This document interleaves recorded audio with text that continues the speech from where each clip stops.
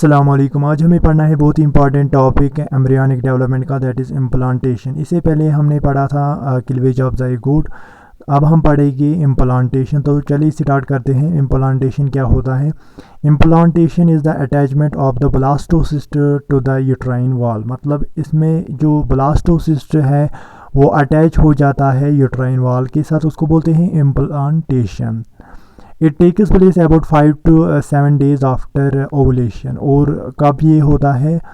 After ovulation, 5 to 7 days after ovulation ये होता है implantation. The portion of blastocyst where embryonal knob is located lies against the endometrium. तो जो portion होता है ब्लास्टोसिस्ट का जहाँ पे एम्ब्रियोनल नोब प्रेजेंट होता है, तो वो लाई करता है अगेंस्ट एंडोमेट्रियम के अगेंस्ट वो होता है। एम्ब्रियोनल नोब जैसे हमने देखा था पिछली वाले वीडियोस में, एम्ब्रियोनल नोब से क्या बनता है? Finally embryo. As the blastocyst is formed the zona pellucida becomes thinner and finally degenerated. मतलब जो ये जूना पेलिसुडा इस पे होता है वो थिनर बनता है और फाइनली वो डिजेनरेट होता है, ताकि जो ये ब्लास्टोसिस्ट है ये डायरेक्ट कांटेक्ट में आ जाए विथ एंडोमेट्रियम के साथ, ये डायरेक्ट कांटेक्ट कर पाए। तो ये है यहाँ पे। This contact stimulates rapid division of the trophoblast cell. इससे क्या होता है? जो ये कांटेक्ट होता है between endometrium and the blastocyst के दरमियान, डायरेक्ट कांटेक्ट जो होता है, इससे क्या होता है? इससे स्टिमुलेट होते हैं ट्रोफोब्लास्ट सेल्स, वो रैपिड डिवीजन करते हैं। एज ए रिज़ल्ट यहाँ पे क्या होता है? Which destroys the endometrial cells by releasing lytic enzymes and engulfs the eroded cells. यहाँ पे डिस्ट्रॉय होती है एंडोमेट्रियल सेल्स बिकॉज ये रिलीज़ करते हैं लाइटिक एंजाइम्स, ये trophoblast cells. As a result यहाँ पे जो इरोडेड सेल्स है वो भी एंगुलफ ये करते हैं। The blastocyst sinks into a pit formed in the endometrium and then gets completely buried।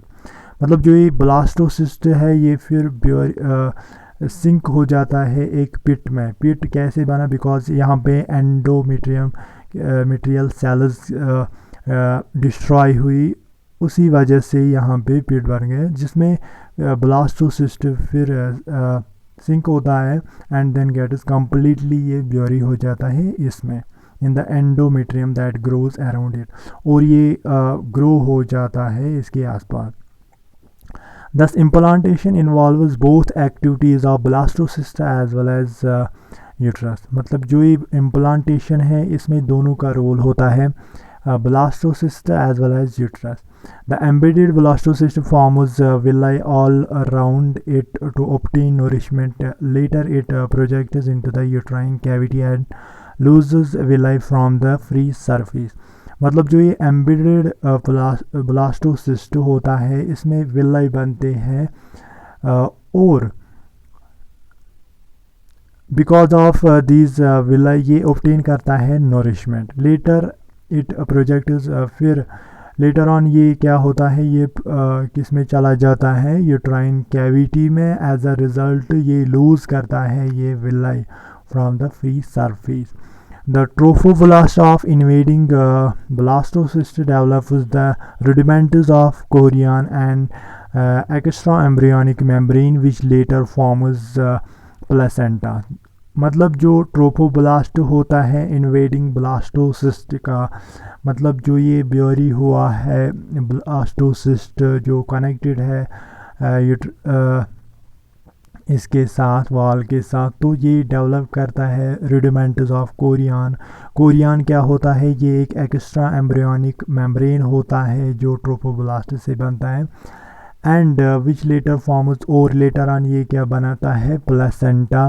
Placenta आपको पता ही होगा, ये एक कनेक्शन होता है बिटवीन मदर एंड फीटस, जहाँ से बहुत सारे मटेरियल्स ट्रांसफ़र होते हैं from mother to foetus.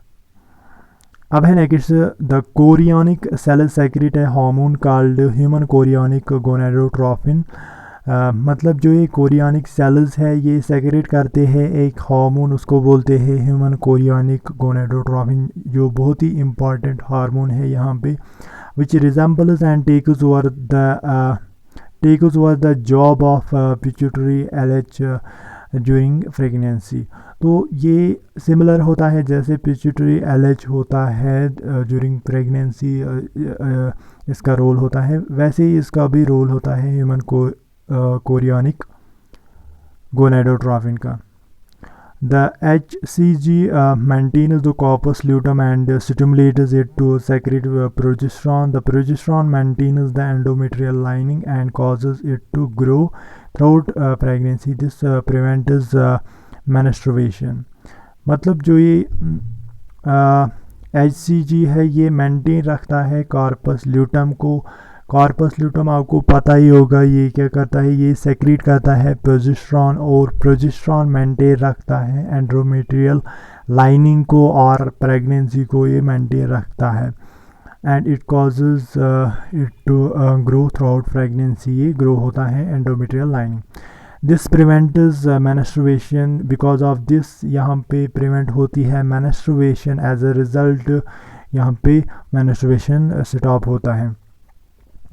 Production of small amount of HCG says about a pregnancy, that is pregnancy test। मतलब जब ये हार्मोन रिलीज़ होता है, सेक्रेट होता है, तो ये हमें एक टेस्ट प्रोवाइड करता है, दैट इज़ प्रेगनेंसी टेस्ट। इसी से हम पता लगा सकते हैं that the whether the female is pregnant और नॉट, तो वो हम इसी से पता लगा सकते।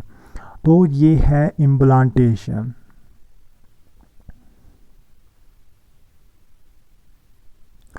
तो यहाँ पे ये बहुत ही इम्पॉर्टेंट हार्मोन है ह्यूमन कोरियानिक गोनेडोट्रोपिन, जो सेक्रेट होता है कोरियन से। कोरियन लेटर ऑन बनाता है प्लेसेंटा।